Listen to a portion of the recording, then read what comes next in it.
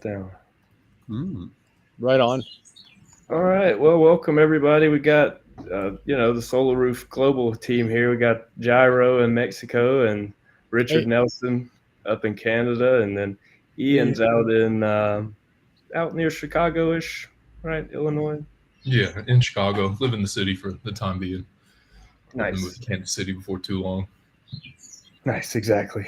Yeah. And then me out here in California. So yeah, today we're here to just kind of discuss what we've got going on and kind of get everybody updated and reacquainted. Uh, I know we've got several things going. Richard, we got Gyro down there doing the Pyropod, and then Ian and myself are working to get the bigger project going as well up near Kansas City slash up there in Kansas City.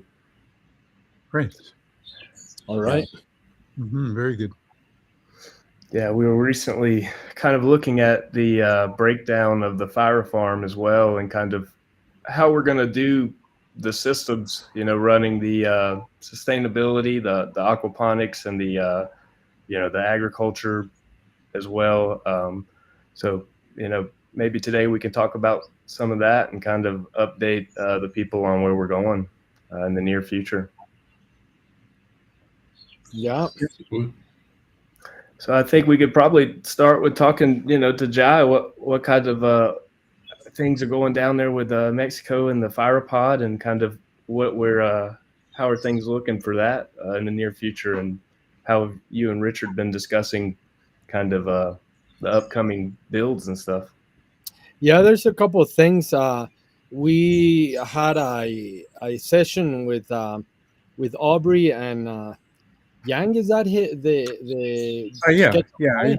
can say Yang, apparently the spelling, it's pronounced Young, but that's Young? okay. Okay. Yeah, it's Uh-huh. Yang, and apparently the proper pronunciation is Young. Okay, okay. So that's So what I've got we used were to. Yeah. looking at details of the structure, Hmm. and there's some innovative ideas that were new to me, which Richard and Aubrey explained, and Young drew in Hmm. a live in the SketchUp. I already discussed all these details with my production team, and the metal people are. Okay. I should get the parts list today for the metal that I need to order. And actually, I had a Oh, okay. question, Richard.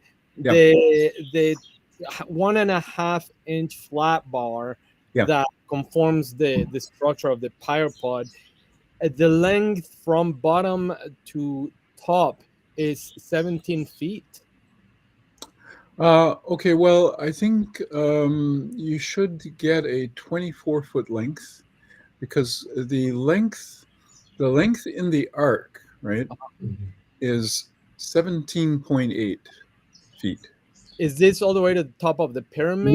No, but it just goes top of the column. Then it has to continue to the apex, right? And Okay. and that's another 4 feet. So if we say it's roughly 18 feet, add 4 more feet, 22 feet. So Okay. get a 24-foot length is typical, right? I mean, from an industrial supplier. From So that be 24-foot four lengths. four lengths of Four. 24 feet, Yeah. 1.5 inch by 1/8, correct? Exactly. And Okay. then the thing is too that at the bottom where the arc, basically gets to the perpendicular to the elevation, right? Uh-huh, uh-huh. How is it connected? It could be with a bracket to some structure, or it could be Yeah. into a ground anchor. So also, what I would not do is cut it to the exact length right away, because you might need some extra to make the connection at the Hmm. bottom. Depending on how you want to do it. I mean, We're since gonna do a square so Mhm. um, we don't have any mistakes on if it was just fixed to the ground. So we're gonna make the square with Okay, it flat or angle, okay, and then fix it to that. okay, sure. So yeah, so we'll look at those further details, like even day by day, if there's Mhm, anything mhm. coming up, and we'll just have a little conference, and Yeah, no. together or with Aubrey. Now Aubrey is in China right now, so Okay.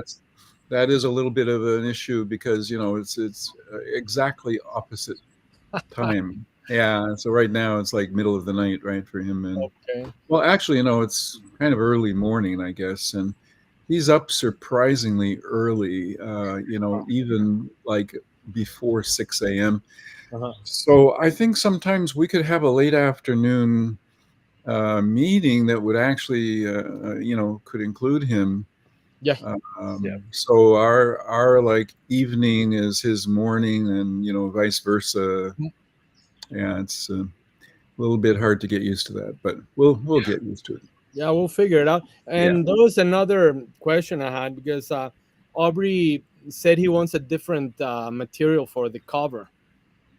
Well, yeah, the issue here is that what we need is a non-stretch material, and that's why I'm talking about fabrics, transparent fabrics.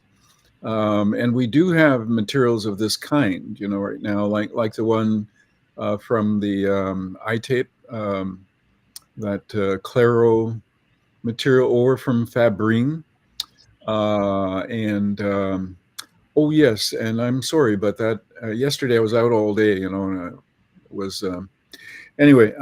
Yeah, I was going to send you the info to get quotation Hmm. from Fabrine.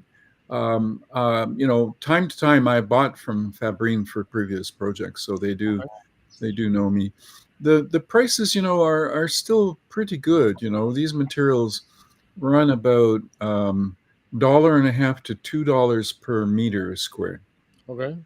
Yeah, and or sometimes they'll quote on the width, per Yeah. linear meter, Yeah. per Yeah. linear Exactly. meter for a roll, That's and not they produce these materials at 4 meters wide. okay. So that's somewhat wider than you know oftentimes high tech. In some ways I don't consider this absolutely like high tech because it is polyethylene, Hmm. but then again, it does represent a big advancement over just film. And these materials have about the same thickness. You can get like a 6 mil, 6,000th of an inch, and Uh-huh. it's very lightweight. But when you actually look at it, it has the woven ribbon, and then it has Mm. a lamination of film Yep. on both sides, right? So Mhm. so it is waterproof. I mean, without the lamination, it would be more like a geotextile. And in fact, Yep. most of geotextiles right now are using this woven ribbon Hmm. system. So all of that technology came out of the DuPont and the Fabrine company, Hmm. but then others have done it as well, like the iTape people, the Intertape Polymer company, and it's big in the States now. And like distribution. Well, basically, although that was a Canadian company, kind of strangely, right? Both companies located in Canada, Oh, and yeah, the so the shipping of the material will be from Canada. I believe possibly for both, although I think the iTape now they have production in the States as well. So but their distribution is like out of Texas and Florida. The head office moved to Florida. So Okay. although it was a Canadian company, that company is now, actually I shouldn't even say originally it was, but I see. now it was acquired by California-based uh, investment fund. Okay. So it now I would say can't keep calling it a Canadian business because it was a buyout, all shares. Yeah. Yeah. That Yeah. happened last year, 2.5 billion. Oh, wow. It's a big Yeah, one. Not it's bad, not a bad. major company. All right. And they supply that same shelter, like all kinds of tent materials. So again, Nice. you could, Look into that. yeah, you could be very, it's probably worth looking into Almost because definitely. all kind of lightweight fabrics and even into heavier weight, but with color, right, with Hmm. white, and they can do white like roof and different color inside, or like each side the lamination can have a different color, like So I for have a example. question. Yeah, Ian, they do these blackout ground covers like that, right? Would do a white and black. I see. I Okay. see. Yeah, yeah. So, Anyway, so interesting tech. Hmm. what's the UV resistance of this particular Very fabric? good. It's like 5 to 10 years. I mean, in Oh, Mexico, it's probably like 5, but Sun Belt maybe, but that's still pretty good, right? right. And so what they have is that the woven element, the ribbons, that's a high density polyethylene, Okay. and that's where they put a big UV strength in there, UV inhibitor, and and and then the coatings are also UV stable. Um, but strength comes from those ribbons, so they Yeah. don't lose their strength. And the coating is not going to deteriorate either. All So right. So another question is, what's the opacity of the material? what is the material? The opacity. Oh yeah, yeah. It's actually really pretty good. It's at 84%. Okay. Yeah, transmission. Now it does scatter. You can't see Yeah, through of it. course. So like a fiberglass. Yeah. And when they make the ribbons, they pull them so there's no more stretch, right? They pull all the stretch out, and like when you make a thread, right? Any material you can make a cable, you pull a wire, right, until well, same thing with those ribbons. So they lose all their stretch. You can put a load on it, go right up to critical load, and the Hmm. next thing it'll do is break, not stretch. It'll just break, Oh, right? wow. Okay. Yeah. So that's where we get the sheet, although it looks like polyethylene, right? And because you see the coating, it's polyethylene film. Right. So you're going to look at it and say, "Oh, I think this is polyethylene sheet," and then it's also quite thin, Hmm. at these gauge, right? This kind of material for the greenhouse market. Other fabrics for tents get thicker, Hmm. somewhat thicker, of course. But yeah, so that's and you can weld it and sew it. Oh, great. So welding, it welds like polyethylene, like with heat welding. Nice. I got a heat welder. Okay, and then but the other thing is the substratum, the woven material. If you fold it once and then sew it, I mean that fold is really strong. Yeah, I should be stronger than the greenhouse plastic. And what's the advantage over the greenhouse plastic besides that particular Right. strength? Yeah, dimensional stability won't stretch under load. Real strength, yeah, maybe 10 times the strength. I mean, it's It really won't rip basically with a high. won't rip, yeah, because all the ribbons, I mean, polyethylene, when you notch it, it'll tear Yeah, as a film, yeah, but a woven material with all these strong tapes in it, totally. they don't individually, you can't tear them. I mean, Yeah, I get it. even a human, even, like really, yeah, it's Yeah, it's a very strong. hundred and I think one ribbon will take about 140 pounds. Damn. That's typical. And Wow, in 1 inch or whatever, you've got like a lot of those. So these nice. come up to hundreds of pounds of breaking strength. That's amazing. And we'll have to figure the cost and whether it's a good cost benefit equation. The Yeah. difference with the greenhouse plastic. Oh yeah.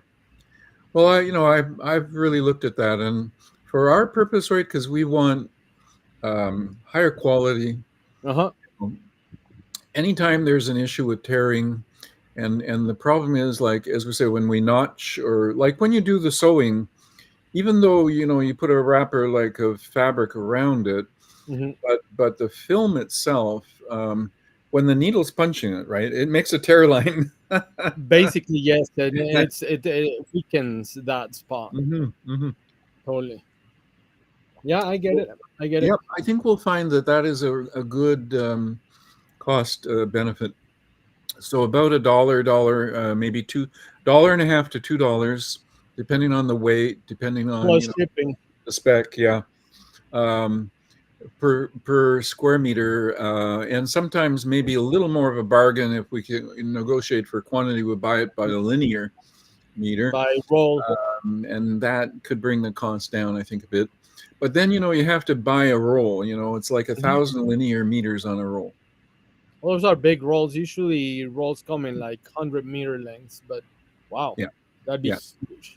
yeah. That's Recently I was talking with them. They wanted 500 linear meters to the get a. minimum order. Yeah, because that's like really not a distributor. That's these Oh, guys. This is that's big gonna be a problem. commercial stuff. Yeah, for us, and let's say, for example, we get the 10,000 square foot fire farm. Oh Oh yeah, yeah, no, we're, of we're course. we're right in that league anyway. Yeah, for sure. No, definitely. But I'm thinking for Aubrey's project. Yeah, for this small quantity, we're not in a, let's say, position to negotiate. Just say, can we get it? What's the price? No, of course not. No, Yeah. but they do offer smaller quantities than that. Yeah. Yeah. Okay, Yeah, they do. They do. okay, And perfect. I think they are actually trying to market the product to the greenhouse sector with tarp, like with tarps, right? That'd be like 100 feet long and 40 feet wide, because they know they have to compete with polyethylene. Mhm. And the problem is that it only comes 4 meters wide, so not the same widths we can get in polyfilm. Right. So I think what they're doing also is they're doing the sewing to create wider tarps, but these are just Mhm. straight line, just to build up the width, Yeah. and then try to market that to farmers. Say, okay, here's a sheet that's 40 feet by 100 feet, Okay. and then but it's much higher price than polyethylene film. Right. Well, we'll So have to look into that. Could you send me the link and I'll write them and ask them about? yeah, yeah, I I get it. will. Yeah, definitely. I'll send you the key people to Thanks. connect with. Yeah. Yeah, Perfect. I'll do that after we finish the call Yeah, of here. course. I Oh, intended that I was out all day yesterday, and yeah. mm-hmm. Mm. And what company is this that we're talking? Yeah, so there's the two companies. One is called iTape, so ITAPE. That's simple. That's their website, itape.com. And like I said, I've known this company forever, like 40 years and more, because they originated right here in Montreal, and so I was early talking with them.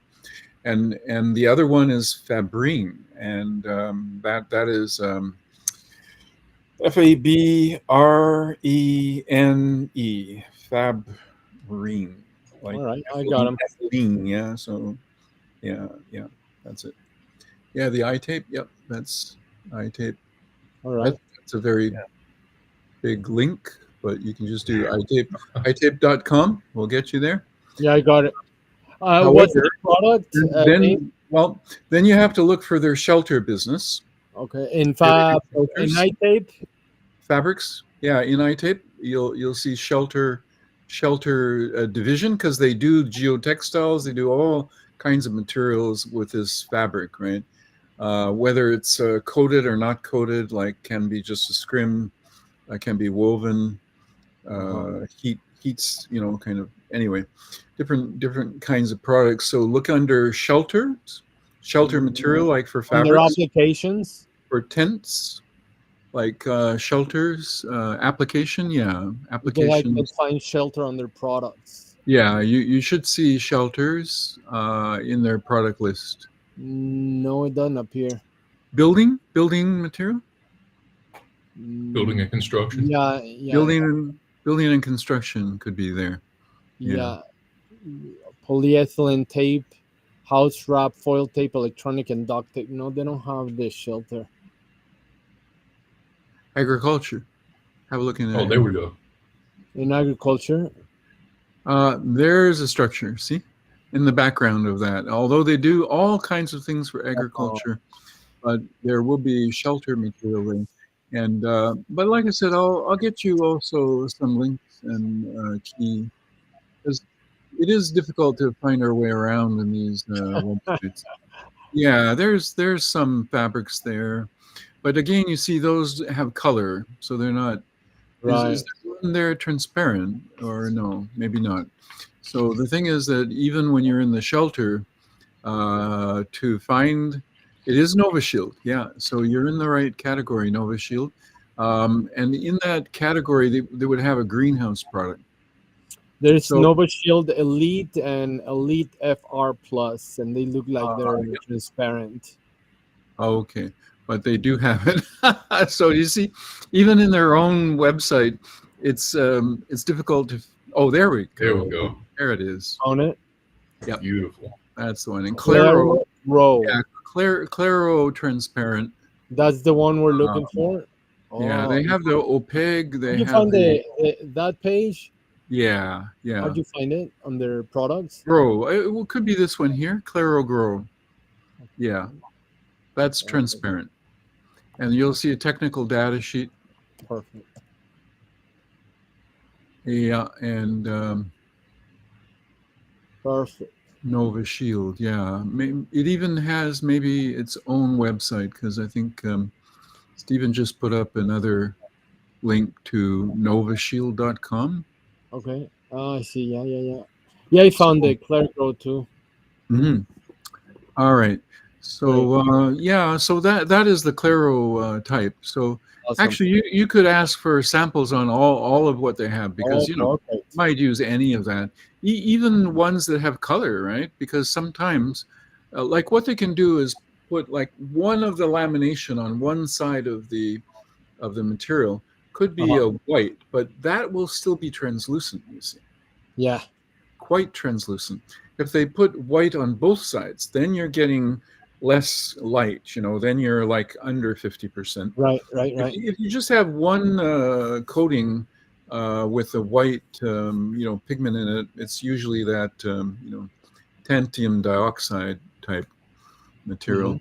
Now, also, of course, if you put that material, that will lengthen the durability quite a bit. Mm, So in some cases, you might find that you could get enough light, but have a longer lasting material. Even right. it's not highly transparent, but it's still enough light. You see, so Mm-hmm. those can be issues. Some crops don't need the full sunlight, so so many agricultural purposes. Daylight is very good. Let's say you have a dairy barn, right? The animals love to have daylight, Mm-hmm. just like people, right? If you're in a office, you don't have any daylight. It's really not great. Mm-hmm. So I noticed that the warranty is 5 years on this one. Okay, Is yeah, equivalent to the greenhouse plastic. hmm yeah, because it is polyethylene. They're using state of art UV stabilization. Mm-hmm. Um, And that's the same company would be using for the Firo farm as well. yeah, yeah, and the Nice. cost parameter is good, and like when you do a cheap, let's say cheap, tunnel covered with film, you're you have high energy costs and other costs, so you want to spend a little as you can on capital cost, right? Yeah. And because you never know what's happening with your profitability, could be more, it could be less, right? It could be bad Mm-hmm. actually. So, but when they come into our product, what I'm saying, what I'm feel is that what we should have just a reputation for a higher standard. Mm-hmm. Also, when it comes to 5 years down the road, when you want to replace that roof, that fabric roof, Mm-hmm. we replace it with our high-tech fabric at that time. Mm-hmm. It'll fit in the same. So, in other words, the first time you go and you have 5 years to make a lot of money, and then you say, okay, I could defer the higher cost of a very stable, long life, very transparent cover, but Yeah. which would kind of like I'm not saying it would double the cost, but it would maybe make it 30% more, which is quite a bit more, right? If we go with high tech cover Mm-hmm. materials from the very beginning. So, and I think the greenhouse sector is not ready for that. They just don't have that confidence to go long lasting high tech material. Right. Yeah. You say because of the cost. Yeah, capital costs. They're just always thinking so short term, and Mm-hmm. their profits have been poor. So they can't feel like they can cover a higher capital cost. Yeah. But when they experience the profitability, of the solar roof, the power farm, after a bit, they'll all get it. Oh, wait a minute, higher capital cost is actually very profitable. Right. Right. All right. Well, I can't find any other film in the other side. The what was it? Berry? I'm in Berry Global. Why am I there? Yes, yes. Fabric. The Fabrine is owned by Berry now. Okay. Yeah, it used to be DuPont and this very, very large multinational. By the way, I think that's a Chicago-based company. Is DuPont Chicago based? Or No, Barry is? no, Delaware. Berry is though. Okay. Berry, or maybe it's Indiana. Yeah, it's either Illinois or Indiana. It's up in the Midwest there. Anyway, it's much closer, and they might, have more. I think that DuPont was kind of falling apart. They're selling off divisions, and Berry took this one, and and well, actually, like and other companies too, like Monsanto. A lot of companies in the agriculture, like Monsanto, they're selling off their agriculture. Yeah, they got bought up by Bayer, actually, which is Right. speaks a lot to the current food system that a medicine company bought a seed and Exactly. fertilizer pesticide Yep. company. There's a connection there. You think? Yeah, toxic food and all kind of drugs to try just for the illnesses that are created. Make you sick with the food, All treat the symptoms with the medicine. Mm-hmm. Mm-hmm. right. Yeah. Yeah. So anyway, yeah, that's where we're at. With the cover materials, I really think that these structurally stable, they won't tear. We're going to get bad weather, right? We're going to have severe weather. These materials can withstand hail. Now, maybe not hail golf ball size. I'm not saying they wouldn't get shredded, right? But still, outer skin could get shredded, but the inner skin will maybe survive. Mm-hmm. And what you're doing is protecting the crop. Like I've known, out west, like Calgary, they would have crop insurance for hail, and they would say, well, we care more about our crop value than our greenhouse value. Yeah, the crop is worth more than the greenhouse for sure, right? And one of the problems, like out west, one of the reasons they like plastic more than glass is if the glass falls into the crop is really Yeah. Ooh, yeah. yeah. Good point. Yeah. Yeah, that makes sense. Yeah.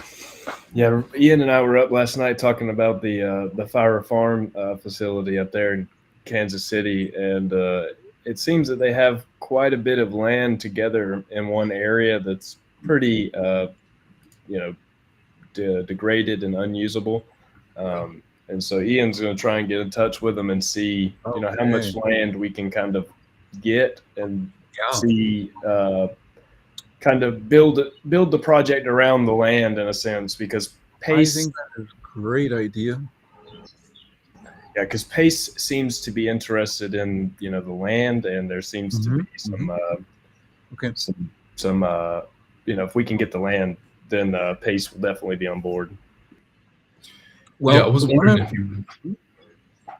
Sorry, I was wondering if you had the opportunity to share with Richard the conversation with Pace and their desire to maybe see solar included and some of that.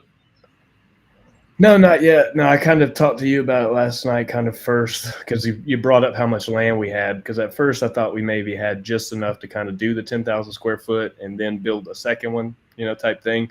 But now that I've kind of thought about it and the conversation that we've had, and I kind of got to think about it, according to Pace, it makes sense if we can kind of not necessarily focus on the, technology in a sense, and just make it like a completely off-grid, 100% sustainable greenhouse for food and aquaculture. And go ahead and include X amount of solar panels with a grid that can keep us off-grid and supplying some extra energy for income, and that will make it look that will make it fit right into Pace's boxes, because I've been Well, doing some in-depth analysis on all the cases that have been approved recently, and they have very specific, like, you have to have this and it has to be used for this, in a sense. So if we can well, do that. I'd love to do that. And well, our load, like for cooling, like the biggest load will be summertime cooling, because really we've reduced the overwinter load to very almost nothing comparatively, right? But in the summertime, the cooling process, involves pumping water in the daytime. Now, Right. it's also quite low energy compared to air conditioning. Right. But the thing is that you need to do it at the peak, which is in the midday. And that's exactly when you can have the best performance from your photovoltaic array. You don't need a big battery system, because every day you're going to get enough light. And if one day you don't have enough light, you're grid connected. It doesn't matter. Mhm. Well, unless they say you must be off grid. Okay, then we'd have a backup system.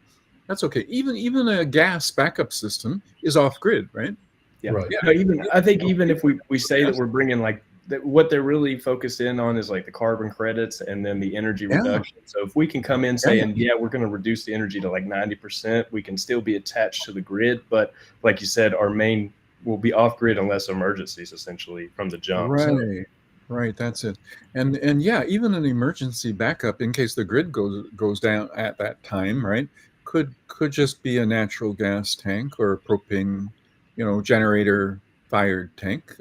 Totally. Or when we get larger, we're going to have biogas. So we have a storage of our own, fuel on site, clean energy that we generate electricity from. So that would be fine. Just showing you the here we go. land we've been looking at in Kansas City, Okay. and recently got connected to their sustainability coordinator, I believe is her job title. So reaching out to her to talk some more, and then we should have a meeting in the next week or two Oh, great. with this guy who's on the city's economic development council. So if you look at this land, and then it's kind of funny if you drop into like Google Maps, it's literally, I mean, this is totally undeveloped to the point that they've now Wow. blocked off this road, right? I see. And the Google Maps drops back to 2011, back when the road was open, and this is Wow. kind of the state of things, right? So Okay. Yeah. it seems really prime for new Wow. So development. they did some infrastructure, but they never. Yeah, because I see lamps and stuff. Yeah. So there must be some infrastructure there. Yeah, so Yeah. at one point this was, a neighborhood, right? You see the little power box right there. Oh, for Pete's sakes. Power and everything's already run, and presumably there were some houses on some of this land, so all of the utilities should be run. Kind of just a matter of, grading the land. We pulled up a topological map yesterday. I may not pull it up now, but That it's is a little amazing. bit hilly right here. Yeah. Um, I see. Originally, what we were looking at was this plot here. So these 3 lots that I'm squaring off are already zoned commercial. Mm-hmm. And then everything to the left of it here is technically zoned residential right now. But as you saw on the Google Maps, it's blocked off. So we were thinking if it was, a 10,000 square footer, then, roughly that should fit in about here.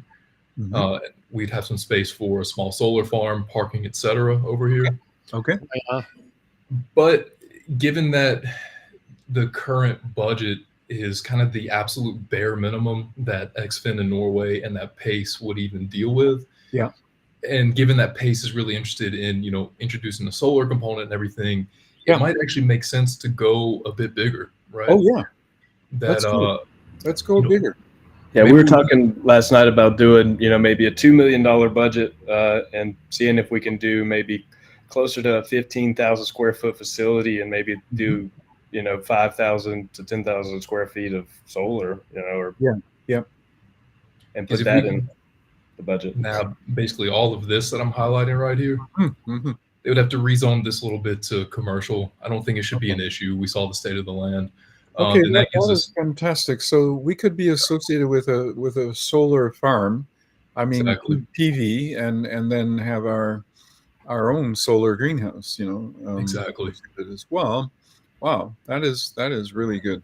And since our cost is comparative to regular greenhouses, I don't think we even have to harp on the fact of our patents and stuff. We could just say, yeah, we're going to use Solaroof Global essentially as the structure, and they'll be providing the greenhouse, and we don't have to kind of elaborate too much on the technology aspect of that, especially if we're introducing also an entire solar farm that has X amount of revenue coming in that will make them feel even safer. Right. Exactly. Kind of the thought is if we can acquire all 7 of these lots, is that you basically have 25,000 square feet here to build out a sizable pyro farm, right? Somewhere 15, 20, even 25,000 square feet. And then there's plenty of adjacent space to build, a few thousand square foot. We had marked out right in here where I'm highlighting with the cursor, we could fit like a 3,000 square foot little solar farm, which would be give or take 120, 125 panels, do like just shy of 100,000 kilowatt hours per year, which would be more than enough. Then, of course, plenty of space for parking, maybe even on-site composting. There's more than enough space to do everything we need to do. If we could go, basically in all of this. And there in the notes for this land, if you look at these 3 that are marked commercial, the land bank who owns all this land has indicated that they'd like for it all to be acquired in a single commercial development. So, that was kind of the thinking for the original 3, but just given, that the desire for solar from Pace and the just making everything make sense budgetary, it just kind of makes sense to go a bit bigger, introduce the solar, and have a full complex here. Well, I can tell you, Pace has the appetite for that. So does Norway, and there isn't a problem to go bigger, and also to make it a more balanced, project with more features. And PV is so proven as well right now that that element of the funding will be straightforward. Totally. Yeah, that's what we're thinking too. So be a little bit of redevelopment on the land, grading everything out, making it flat. If you look at so this Stadium Drive, I'll zoom out a bit. Stadium Drive, what's beautiful about it, the FIFA World Cup, the major soccer event, is coming to Kansas City in 2026. Right. So Stadium Drive right here runs all the way from downtown straight to the stadium where the FIFA World Cup will be played at. Right. So it's really a beautiful narrative for us to share of, look, we're modernizing the city. You're going to have all these Europeans coming into town who are used to seeing greenhouses. And then on their drive from downtown, they'll be seeing this, pretty major complex. Okay. Lovely. Really good. Really good. Land is up on a hill. It'll be kind of cool. We'd be driving down, see a big greenhouse up on the hill right here, a little solar farm next to it. Okay. So it's going to be we were looking last night, and there's like it looked like some type of complex was there previously built underground in a sense. Yeah. I can find it here. We couldn't figure out what it was, but it was my assumption that maybe it was some type of infrastructure for either like a mill, maybe. Yeah, there it is. Oh, wow. Couldn't imagine sure what this is, but that is. Could maybe integrate this some, have a bit of, agro-tourism. You can walk up the old stone steps here and come look at the greenhouse. Well, that would be perfect for some crypto mining, those kind of places right there if you wanted to put something, But yeah, I'm just some underground for that. But yeah. And those residential that could become really sustainable housing, and even like affordable for our employees there. Totally. Yeah.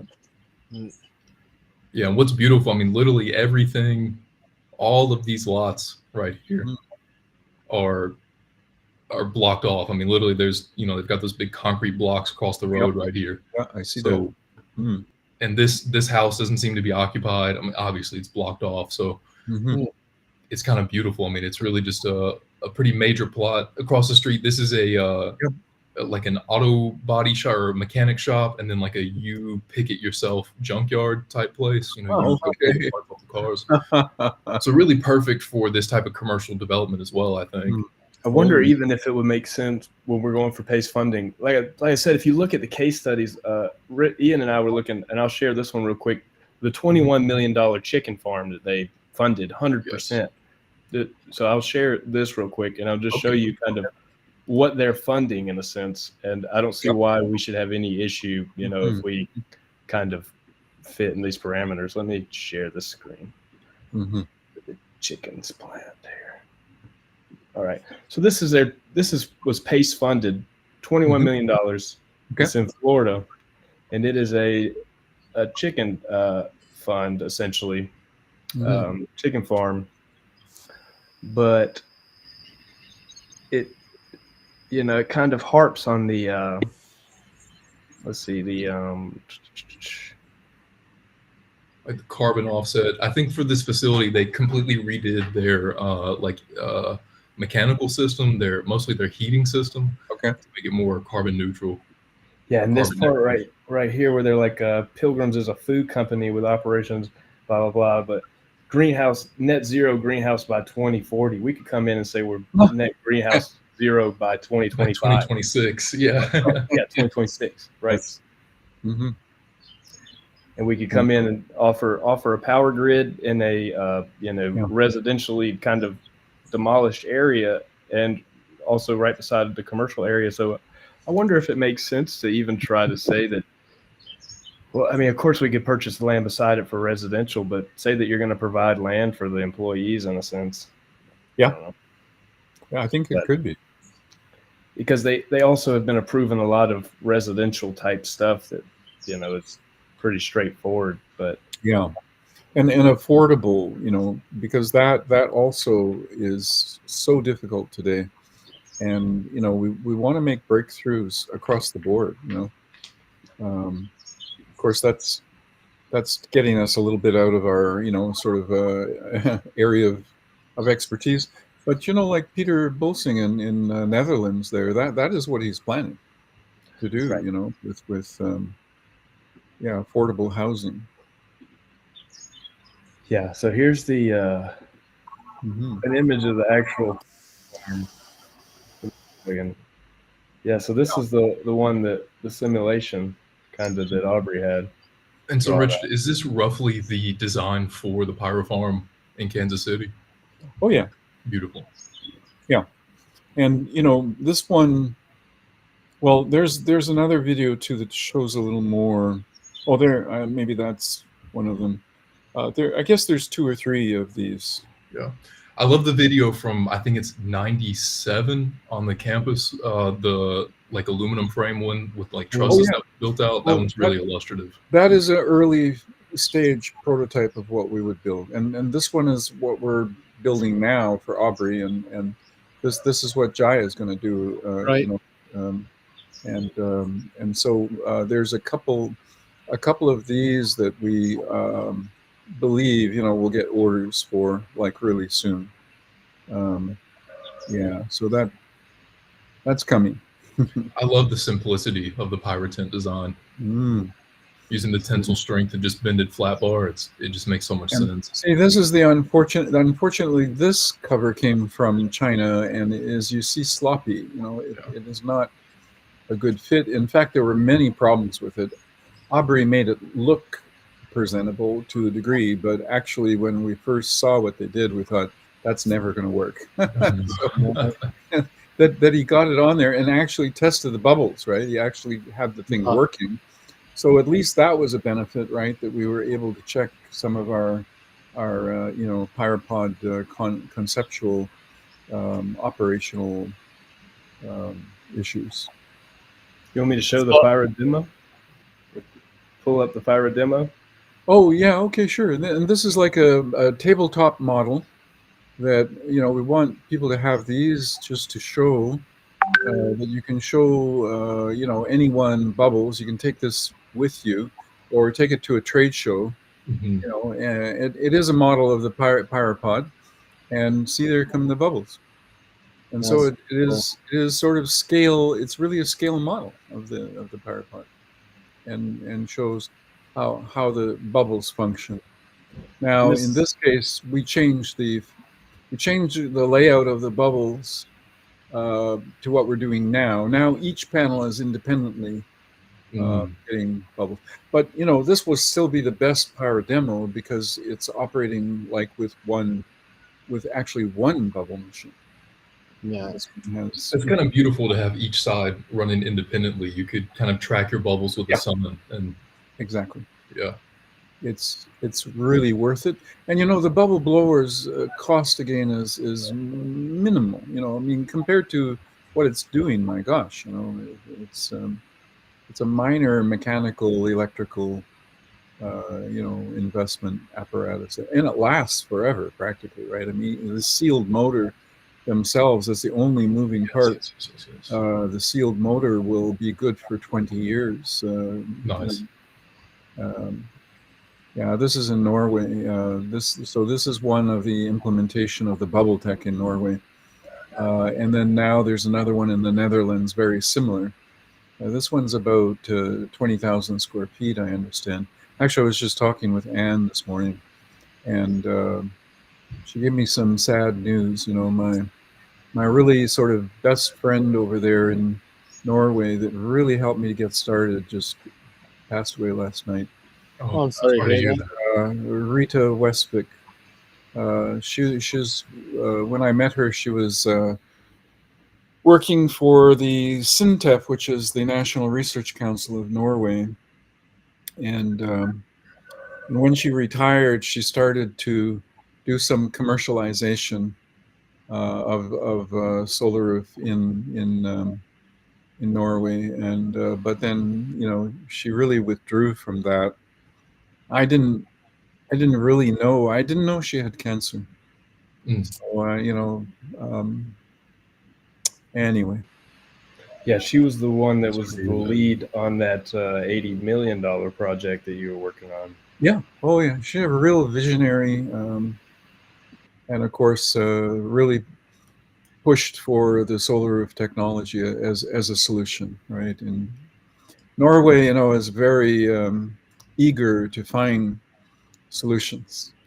Like unlike many other, I mean, actually, the government, like the agencies, everyone there is at least ready to try out things. And so there was a lot of money spent by the government, after I got it going. And yeah, so I think we're going to see more of that. Also the Netherlands government spent to get the project over there, and I think that now is we're looking at that as being part of the global network again, coming back into the open source network. Mm. Mm-hmm. Yeah, sorry to hear about that, Richard. I know she was, a very good person. Yeah, wonderful person. Yeah, but I did want to ask you kind of about maybe, this project that we've got kind of going. This one isn't ran at the preferred design, but this is Mhm. the one that is essentially most of the research is done off of, if I'm not mistaken, or So, well, what when we build, like, yes, you can hold that, freeze that image there, because that yeah. is sort of the look of the building is quite apparent. If you maybe go back, Just forward just a bit from there. There it is. there it is. Yeah, yeah, just freeze it there, because you know you can see in this what are the basic fundamentals. There's a column grid. There's column rows, right? Like we see at the edge here, the row of the Mm. columns every 4 meters. That's our typical. It could be four or maybe 6 meters. And then the span, which is those caps, right? Those individual little caps that form the roof. Right. That's Mhm. that's very modular. That's a 4 meter module, each one, Mhm. and that's what we've chosen for Pyrofarm. And the difference is that this is built in glass, Mm. and well, sorry, either in glass or in this case, it's actually ETFE, which is very expensive um, poly, uh, you know, Like a flo- polycarbonate. yeah, poly. No, no, the fluorinated, fluorocarbon. Yeah, that's what they go. Okay. Fluorocarbon film. Like Teflon, right? Oh, okay. Oh yeah, it lasts forever, but it's called ETFE. the original Teflon is not transparent TFE, and then they got the eTFE, and that's very transparent. So it's one of the most transparent materials. It's very expensive. Guess what the price is? Because I just heard yesterday we were talking with the sources of this material in Germany and well, mostly out of Germany, as a matter of fact, right now. Oh well. Anyway, it's about $20 a square meter. So you see, Wow. so it's like when you're in polyethylene film, you're at like 20 cents per meter.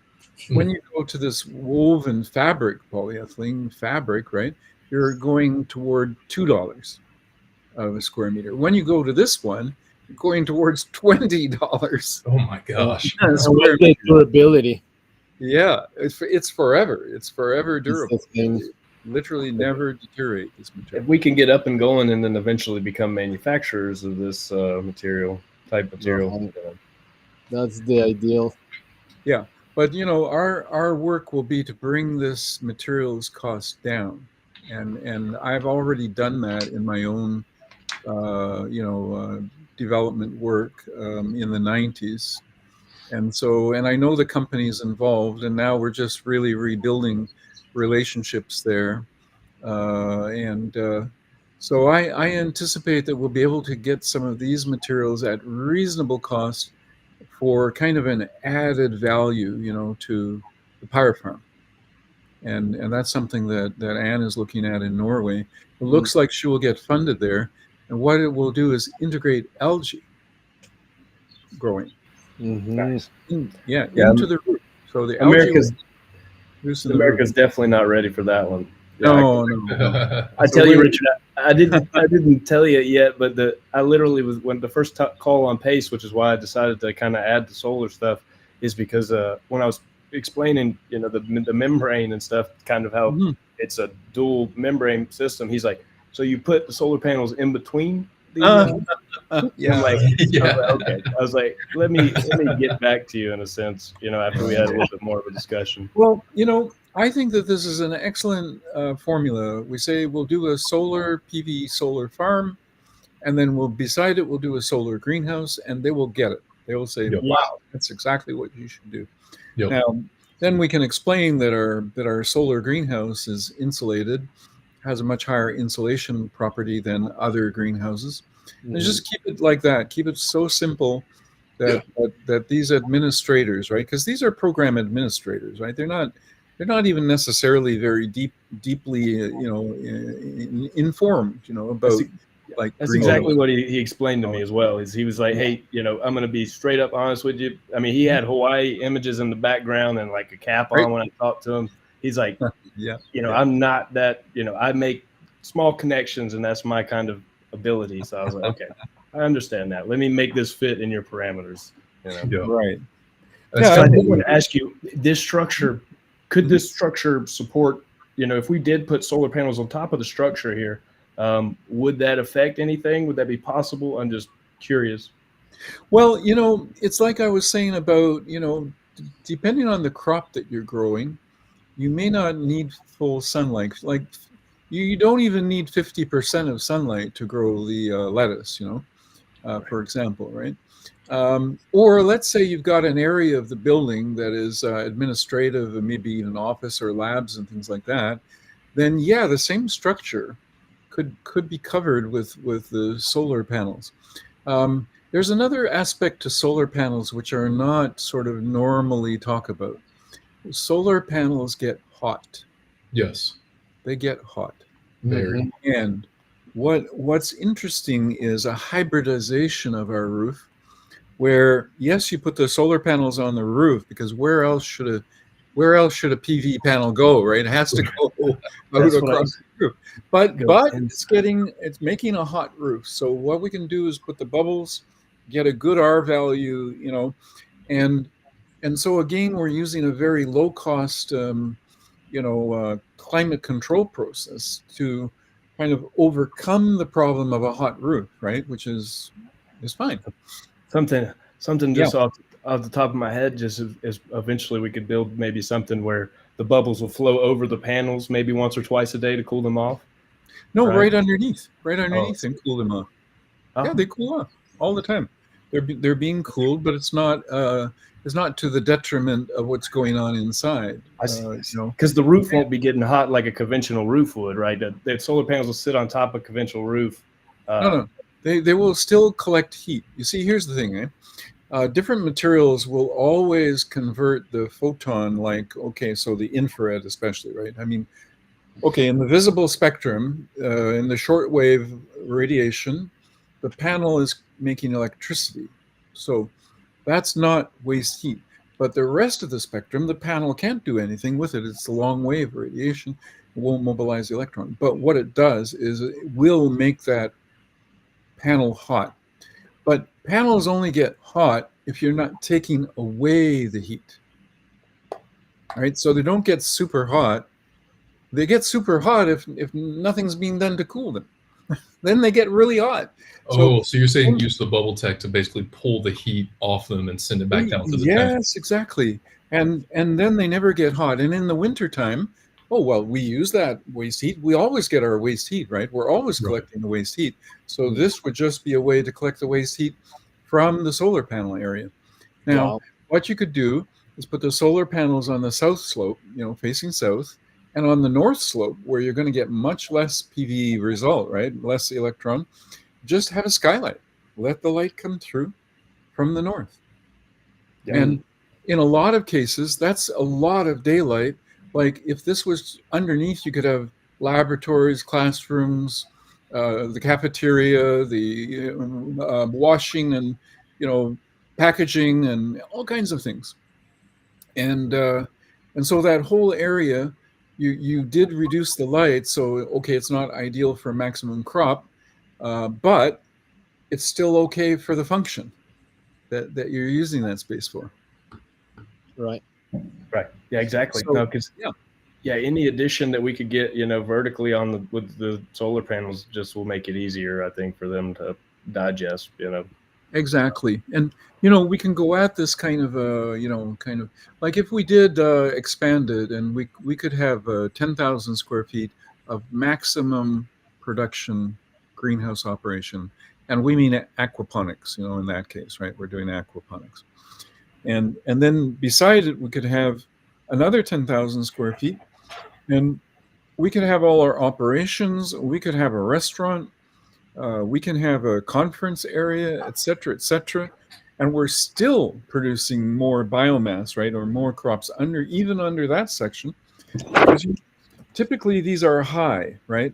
So you can basically have a two-level house. Like I would like to do a two-level house. So it's not exactly that there's two floor levels. There's an upper level where you do have crops, and then there's underneath it a use, separately a different use. So Yeah. we could do a portion of this build could explore that kind of operation, and on that part we could put lots of PV, right? Put that whole area with at least half the roof PV. So Yeah. out of 10,000 square feet, we'd get 5,000 square feet of PV, right? Yeah, that's huge. Yeah, it'd be That would more give than us 10,000 square feet of maximum production. 100%. We're aiming to get as much light as we can into the crop production, and then another 10,000 square feet where we're operating at about half of that daylighting, but we're getting electrical power from the PV array. yeah. I'm curious. They're not the most standard application. You really don't see them used much at all in America. I've seen a handful of buildings that have them, but transparent solar panels. Well, PV that's transparent is still a kind of a laboratory thing. I'm hoping to push through into that category too. And in that case, what we would be doing is it's kind of like a filter. It's a wavelength filter. Yeah. Okay.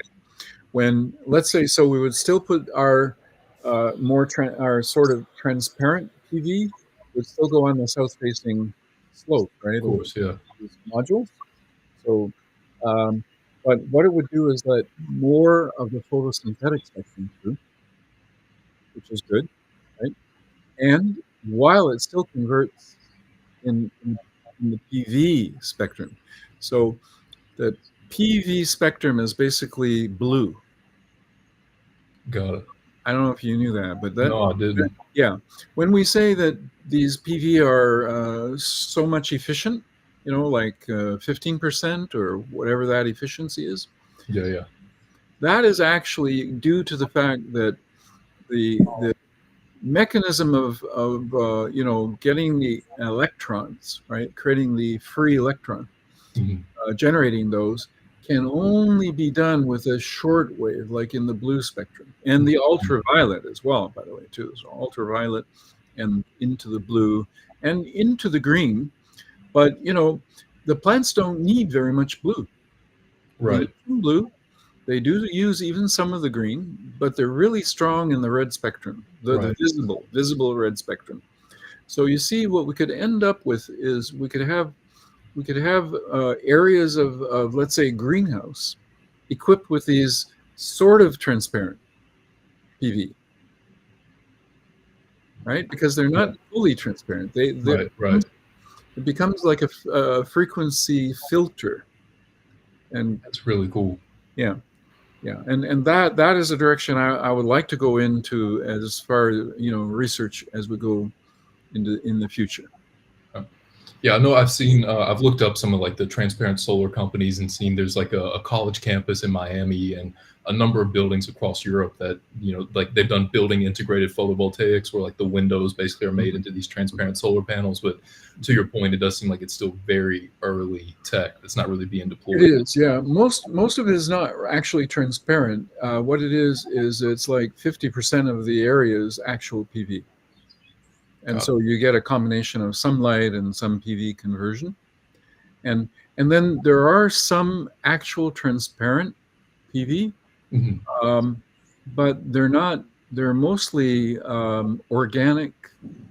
You know that there's organic photovoltaics? No, I didn't. That's really cool. Yeah, there is. These are molecules. Yeah, they're basically like dyes. Yeah, and there is a company in Sweden that has a system like that, and one of the problems is it's not durable. They're not yet durable. Got it. Yeah. So then you'll see a lot of other, like sometimes some glass, right? Some fenestration where there's areas of PV and areas of glass. Yeah, that's the ones I've seen before. It was almost like a some type of film that they applied over like a glass facade, and then that basically was like the photovoltaics for it. But not super familiar with the tech, of course. Yeah, that's amorphic PV. So there's two types of PV. Basically, is the crystalline, the very high quality ones, and then the amorphic ones, which is the silicone that is more like it's well, you can make it like a film. Got it. And that's flexible, right? It becomes more flexible and more like a film, because the base is silicone, right? The base of all PV is silicone. Yeah. Well, silicone is naturally transparent, so the opportunity to make a transparent PV is actually strong. Interesting. Wow, I didn't know it was naturally transparent. You always see silicone being like black or green, so just kind of assumed. Sometimes that's because of other laminated materials in that in that system, and but anyway, yeah, good subject. Yeah, one I'd love to get into and actually just experiment with it. But we could start by putting portion of PV and then a daylighting from the north side. And you can make that more sloped too, so that you get this slope to the south, and you get this northern. A lot of old factories, they used to do that. They build a standard roof, and then they'd build a glazing, and you get the daylighting from the north. Those sawtooth roofs? Yes. Yeah, that's the intention for that. Okay. Detroit had huge numbers of those. All the Midwest, all the manufacturing, lots of manufacturing built like that because they wanted the daylight in the building. Right. Yeah, I knew that it was for kind of sunlight access, but I didn't really thought through the north facing and hadn't thought through like Yeah. the mechanics of it. Yeah. So the north face reduces the air conditioning load. So you get the daylight from the Right, sky without all the radiation. heat, yeah. You're not getting the straight solar radiation. You're getting the sky radiation from the north. Makes a lot of sense. Yeah. Nice. Oh yeah, lots of old stuff was very smart. You know, if you look at how they did stuff in the old days, and that's the way I see what the Dutch have done too with their modular greenhouse, the Venlo. That's it practically modeled solar roof on that module. Same concept. It makes sense. I mean, the Dutch are right there on the cutting edge of greenhouse Yeah. tech for the most Oh yeah. part. Hard to improve, right? It's like totally sensible. Just put a better skin on it. Type of roof. Yeah, exactly. Yeah, I reached out to the aeroponic partners in Lithuania. Oh yeah. Okay. They got back to me. They're on holiday for the week. Shout out to the Europeans for getting generous holidays. Oh yeah. Here in America, we get 2 weeks and we're expected to not take it. So, but yeah, they're on holiday. They said they'd get back to me next week. They asked for a production estimate. I gave them the production estimate for, the 10,000 square footer. Obviously things are developing where it looks like things might be a bit larger, but I'm sure we can work with them. And they actually do like a fully comprehensive design process, where they get on some Zoom calls and go through 3D models and layouts and everything. So I'm sure those conversations will be really interesting when we get to them. Yeah. That is great. And that's where are they located again? In Lithuania. Lithuania, yeah. Yeah. Is that where the nozzle company is too? Yes, exactly. Ah, isn't that great? Yeah, Lithuania, is a really good rapport too in Europe, like with Northern Europe and everything there. Yep. They're really connected. I went over there once, talking about Solaroof, yeah. Nice. What's the capital city there again? It's kind of That is a good question. Yep. Anyway, doesn't matter. They're very forward looking. Yeah. And these guys are so cool. I've been following their company since like 2019 or 2020, and when they only had the nozzle and that was like their only product, like, oh, look at our cool nozzles, and now they've got that whole aeroframe system with the angles and the panels and the automation. It's been amazing to see the company. I didn't realize it was the same company. No, that's even better. That's really wonderful. Yep, same company. I was working on a nonprofit project for most of last year that ended up not getting funding. It would have been about a $250,000 strawberry farm, indoor strawberry farm. And was talking with them about the nozzles. And so I've been on a couple calls with them, and they're these like late 20s, maybe early 30s, like 3 or 4 guys who run this company. And they're just so committed and so passionate and just really, really great to work with, I've found. So looking forward to bringing them in. Excellent. Yeah. That's exciting. And what's beautiful, even though they've been around for some years and they've had some deployments of the tech, it's still kind of early for them. So they're looking for partners to prove it out and pilot it. So I think in terms of cost and everything and operational support, it'll be really, really heavy with them. Okay. Oh, what's cool too, they've developed so Freya is the name of the company, Freya Cultivation, and they've developed what's called Freya OS. So where on like an iPad, you can have real-time monitoring of the whole system. How are the nozzles doing? Is there any issues? Yeah, beautiful. Incredible. Yeah, so they've got like a fully comprehensive, monitoring system for everything going on with the aeroponics component, and it's really beautiful. And they've gotten to the point now with this aeroframe system and the panels where you pretty well. So Stephen, if you went to the on growing systems, go to the baby leaf system. Now, we might be a pilot partner for their full-on lettuce system, which I think is just the baby leaf, but, growing it out a little more fully. Okay. But yeah, so they developed this panelized system where you can pretty well fully automate it, have it on conveyors to load it into the system, drop it down, even do the harvesting there. If you scroll up just a little bit, Stephen, scroll up just a bit more, a little bit more up. Right there. Oh yeah, I see that automation there. Yeah. Yes, you automate the harvesting. So those panels come out and put on those support like that rolling. That is a kind of a rolling Oh, Jaya's needs to go. Yeah. All right, Jack. Yeah, Thanks but for joining. problem with my solar system. I notice it's not charging, and I think there's a Okay. blown fuse, and I'm gonna have to deal with that. All right. All right. All right. Catch Thanks you for later. joining, Jack. We'll catch up. Yeah, good chat, and thank you, everybody. I'm gonna be leaving now. Then Mhm. goodbye. Take care. We'll see you Bye. soon. See ya. Yeah, And this then is see if you scroll right there. Yeah, so even once you get it on, scroll up just a little bit, please, to the next image up. Mm-hmm. Once it's on the conveyors, they have the Mhm. cutting machine to cut the lettuce off of it. I've got a friend who lives in China. He goes to school here in Chicago, or will be starting this next year. He was in Chapel Hill before I met him in Chicago at this event. But he's talking with some suppliers for some of this, like harvesting, watering, and bagging automation, right? Okay. Yep. Because presumably we'll be selling into grocers. Mhm. So there's this company called NSF that does that's Lucas. That's the guy I talk with. He was the COO, now he's the CEO. Okay. Super.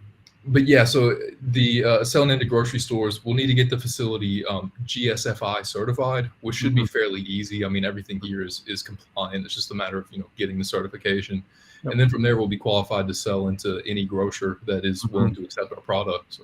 Okay. That's fantastic. There is a pet project I've had for quite a long time. I don't know if you're aware of that. Is aeroponically growing potatoes, but baby potatoes. I have seen some research on that. Yeah. It's beautiful. So if you can picture those roots, right, full of baby potatoes. That'd be so cool. And again, it's automated, right? Because in this case, when you harvest, you don't destroy the plant, right? Because usually when you dig for potatoes, right, in the ground, you're digging up the plant. Yes. But here you're just harvesting, you're just trimming the roots, right? They grow back quickly. So you can go and trim those roots every week. And the mature leaf canopy of the potato plant regrows and produces rapidly the potatoes that regrow. Yeah, and then right under that we could have our aquaponics. Yeah, that's it. We do want to do the aquaponics below, so that's something maybe they're not so experienced with the aquaponic type. Yeah, I think the aquaponics part would be new for them, but I don't see why it should be all that difficult. Because I would imagine they have some water tank, right, that the aeroponics are pumping from. So it's just a matter of making their water tank the aquaponics tank. That's it. And what we would do is look to the system integration, right? That would be our mission with this, and we'll have expertise in the aquaculture, expertise with the crops, plant crops, and then our challenge is to make a symbiotic synthesis of these systems. Yeah, exactly. I don't see any reason why we can't do it though. I think it for all the partners involved, it'd be really great for their portfolio and obviously advantageous for us. So. Yeah, I mean, especially if we talk to them and we get our aquaponics from Norway, we get our steel, and then we get this from these guys. If we can get they got baby leaf, microgreens. We go to the strawberry system because I personally, obviously for a first one, the least risky option is like lettuce, right? It grows really easily. The margins are there. But man, if we really can get the margins proper on strawberries, I think about it all the time, man. Because the strawberry system is experiment, right? We'll have a zone where we're doing trials on different crops and quantifying, right, and getting those getting that data so that then we can project what that would be, at a commercial scale. Yeah. See, we showed that image right there, the triangular looking thing. Which one? This one? Yeah. So that's how this aeroframe system works. You've got several nozzles on this triangular module that moves back and forth. Down the way, just every few seconds, several seconds every few minutes, spraying down the roots, moving back and forth. What kind of what kind of fertilizer do they use? Or I didn't see anything on that. But so I know they have some IP around fertilizers, but in the past, most aquaponic systems or aeroponic systems rather have used either synthetic or organic, like powdered fertilizers that dissolve into the water. And that's part of why their innovations are so beautiful. Aeroponics wasn't commercially viable for literally decades because you had to use medium to high pressure systems where the pumps were prone to failure. And then the nozzles would clog because your fertilizer wouldn't all the way dissolve. So it gets stuck in the nozzles and you have to break down your system and unclog your nozzle. Their nozzle, what's different about it, it has like an ultrasonic vibrator in the back of it that prevents any particulate from actually clogging it. Right. Yeah, it makes sense. And you, if you're doing, not their aeroframe system, they're piloting like some tower systems and stuff too. But what was beautiful about it, you could literally bring a drip line to it, so 0 water pressure, and then the nozzle actually pressurizes it right there at the nozzle to send it out. Yeah. Okay. Interesting. Yeah. Well, that all looks real good. So, yeah, I mean, it doesn't look like it'd be any issue to incorporate the fish right there underneath it as well. Yeah. Yeah. So what we do is we create a kind of a floor, which is not really a floor, but it's kind of like the support for this crop system. I was going to ask, does the greenhouse need to be built on like a poured slab, like a concrete slab, or what's the idea for the floor? No. The fish production is in runs. These are fish runs, Right. And so again, they're very much like this. Up above, we've got the green, and down below, it's very similar, modular. Tracks that run along the length, and so that's how the fish are cultivated. Yeah. I was imagining large run tanks for the fish. Just thinking No, they're not a round tank system. Yeah, so the round tank system has been done for a long time, and it is like batch. It's kind of like a batch process. But what we want is a continuous, culture, and the fish runs are the most effective for this. Yeah. And then the layout and the modularization and many of the issues of the control of the water, the really high quality management of the water, the medium for the fish to grow, right, is high ideal. It's really, the qualitative control of that water medium is really, really good. That's excellent. So I feel like I'm repeating myself a bit, but what needs to go under the fish runs? Okay, so basically there's a grid that supports it, and you can have walkways and you can whatever, and underneath it is another layer of production. So you could say it's like in the basement. So now I'm not saying we would necessarily dig, but of course the fish farm is on the ground or can be subgrade. It doesn't matter, to some extent.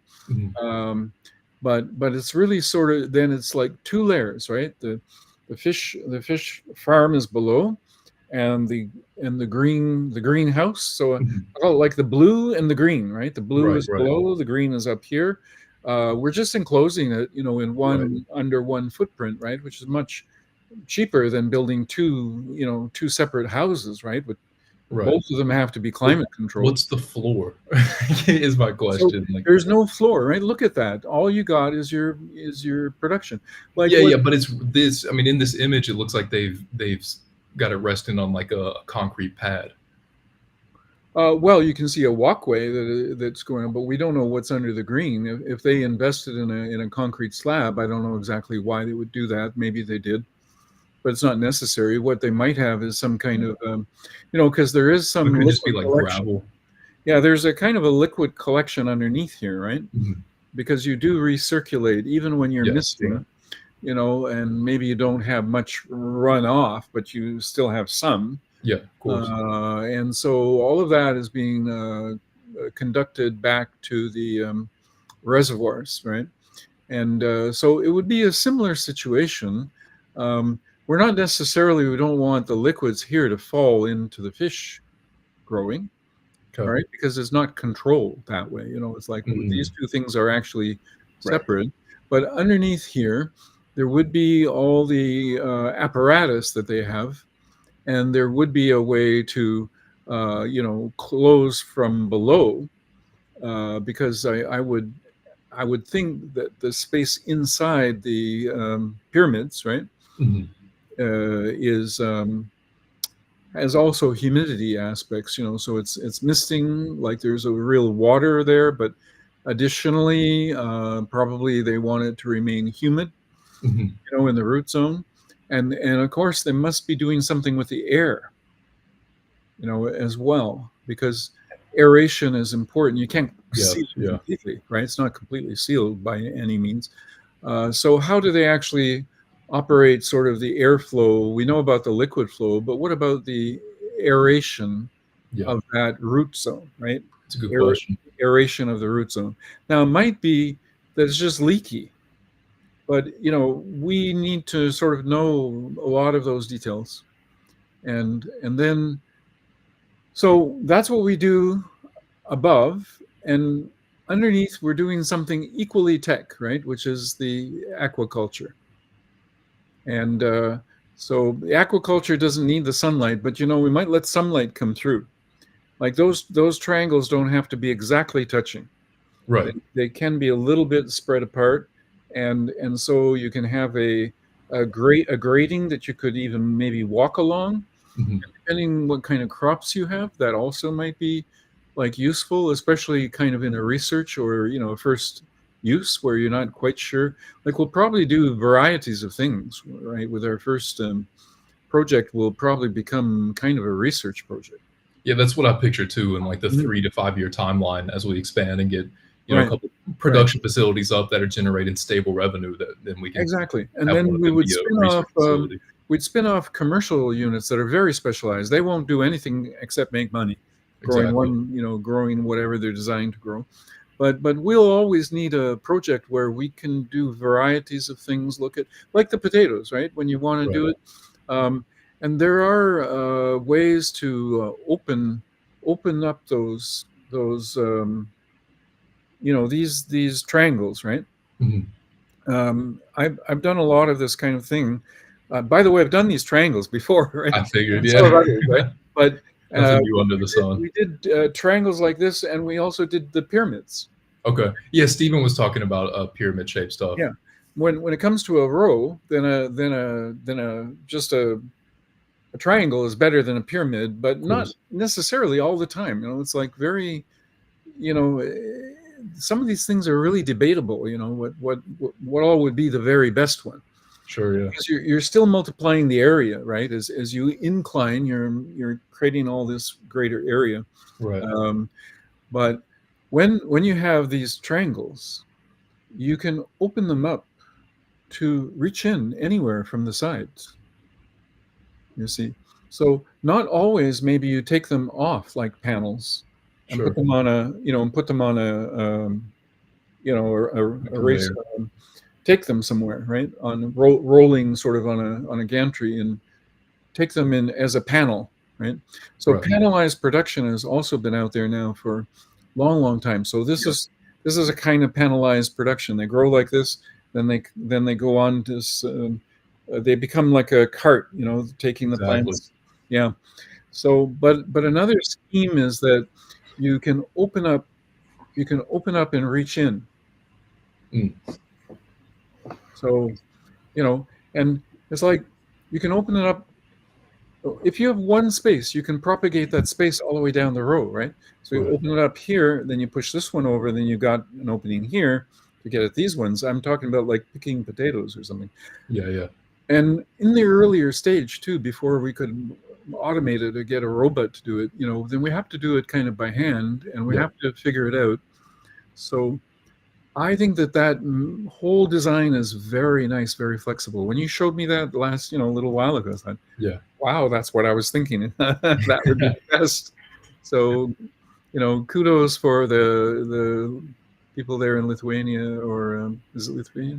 Yeah, Lithuania. Yeah, Lithuania. They're on the right track for sure. Literally on the right Yeah. track. I think so too. I'm really looking forward to seeing, what comes from the Yeah. conversations Mhm. between you and them in particular. As we get deep into the design, kind of what it inspires in them, what It's going to comes be out. fun. Yeah. It's going to be a blast. Yeah. I think And so seeing too. what they've already done, it's wow, it's very encouraging. Yeah, it's amazing. Like I said, I've been following them for 4 or 5 years now, and seeing them go from having just these 3 different nozzle products to this full aeroframe system is just beautiful. And I would also say they've done it the practical way. There are so many of these multi-layered tier things going up to the ceiling. I'm telling you, that doesn't get the job done. Actually, of course, then you need lamps, because you have so much shading. But what they've done is ideal for sunlight, natural sunlight, maximizing. And they talk about on their website how they can integrate, artificial lighting if need be. If you're in a less sunny climate or whatever. But for sure. But I think they're truly, as I say, on the right track, and I think the synergy, that we could have with them is fantastic. Yeah, I think so too. So looking forward to it. Yeah, I need to get in touch with Kansas City people about the land, get some of those conversations moving forward. Like I said, talking with the sustainability department, but also talking with a guy who he's on the city's economic development council. He owns a good amount of commercial land, apparently. So maybe rather than this site we're looking at, he may have something he's interested in. Potentially is interested in investing himself. And I know he's really interested in how to integrate Bitcoin mining, and using the heat from that, like in the winter and stuff. We can see where those conversations go. I'm not really attached to the Bitcoin mining side. I wouldn't chase that. If they came to us and said, we want to do it because we want that profile, we want to change the image, of mining. Sure. Mining, then okay, sure. And they got bucks, they got money, so exactly. That's kind of what I thought too. If they're willing to put in the money for the Bitcoin side of things, and sure, great, But I think when you look at the Solaroof system itself and what it can do, that's an interesting enough case in and of itself. There's really no need to get exotic with all the Bitcoin mining and everything. Yeah, exactly. Yeah, I think if we put together a nice, $2 million package, explain that we're, decreasing carbon expense to 90%, and explain to them we're going to do a 10,000 square foot, solar, 10,000 square foot production area, producing close to $3 million annually, probably. Maybe 15 and 5. Yeah, 15 greenhouse, 5 solar.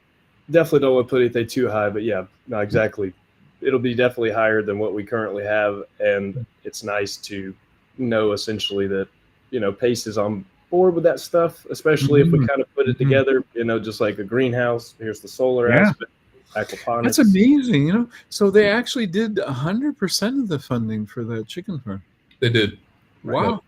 I thought they only went in as a partner, with other. They have some complex capital stacks on their website where they went in with other capital partners, but some of them they're 100% funding it. Well, then partnering with Norway's Export Credit Bank could be a real natural. That's a powerhouse of funding in that case too. Yeah, everybody's happy, and USA needs to bring in the tech, from these world-class leaders. They really do. Yeah. Because if you look at what is being done in the U.S., it's not leading edge. Not even close. Okay. Well, okay. But we can get there though quickly, right? So this is a way to leapfrog into it. Not like having Norway has 50,000 hectares or something of obsolete glass compared to what we're doing now. So you see, the U.S. market has the opportunity to jump in here at this stage and not have all that investment in something that is so high carbon footprint. Yep. That it's crazy. Yeah, and so unmovable. I mean, they got all that glass, and they can't. I imagine you can't just take it down and rebuild it somewhere else. Or if you do, it's just going to be more expensive than it would be to build a new one. Yeah. But over the years, they can change it. Glass breaks about 10% per year. By the way. Oh my gosh. Oh yeah. Oh yeah. Well, I guess that makes sense from all the the stress from going in and out constantly. Yeah, maybe not in every place. It's 10% per year. I mean, they build with glass in Iceland, and they have so many micro earthquakes all the time. Oh, really? That I've seen a greenhouse. There's literally all the glass is gone. and because they stopped replacing. Wow. And that was, like he said, that was just several years since that project was built. Wow.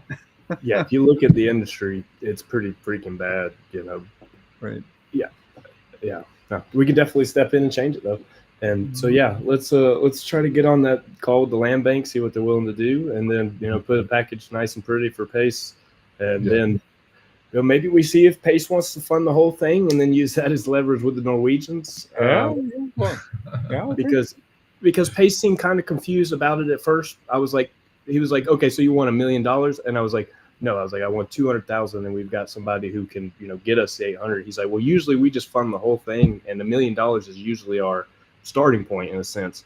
Okay. So, I think maybe preparing the package, putting it into Pace without the additional Norwegian funding, see if they fund it, and maybe mention the Norwegians in it as partners, together. The company could still, the company can still take the loans if both parties want to loan the company money. I see. Exactly. Right. They don't really care as long as we're able to pay back, and we'll be expanding. So having more, lending facility is not a problem. It's a great thing. Actually, it's not a problem at all. It's a really great thing for a startup to have more money than it needs, like at the current moment, right? Yeah. Usually a startup is struggling all the way along the line, just enough money and sometimes not enough money to have two lending organizations ready to advance their own money. I mean, if we can work that out to use money from both, I don't see a problem. Right. Well, I'm in contact with the Pace guy, so I could put together a package and give it to him and be like, hey, what is this? Yeah. How's this looking? He could be like, yay or nay, change this or that, and then we can come back to him. Yeah. Our profitability is so high, we can service debt. Absolutely. Service the debt, even twice the debt that it would be needed. I mean, other people would be even looking for twice the debt than what we will need. So why the hell not? Yeah. And I was thinking we should probably connect with Rolf to get some advice on, what exactly are the Norwegian companies we're working with for the aquaponics, right? So we can get some price quotes from them. Yeah. But yeah, I love the fact that, we have this like financing available, because the other route would be to try to pursue like venture capital. And then we're giving up equity, right? We're giving up a stake of something to investors who may or may not really care, may or may not really be involved, may or may not have any real support, right? And so being able to do it like this just makes so much more sense. It's just so much better for the longer term picture. Yeah. Okay. Wow. It's yeah, it's getting on. Great talk. Yeah. Really good. Yeah, awesome. Yeah, we'll send out some emails and be in touch. But yeah, I think we'll wrap it up today. And yeah, thank you both. And let's make it happen. And yeah, thanks everybody who tuned in. Yeah, shout out to Sharon for leaving the comment. No, okay. She's still tuned in. Nice. Yeah, appreciate it, Sharon. Yeah, cool. Awesome.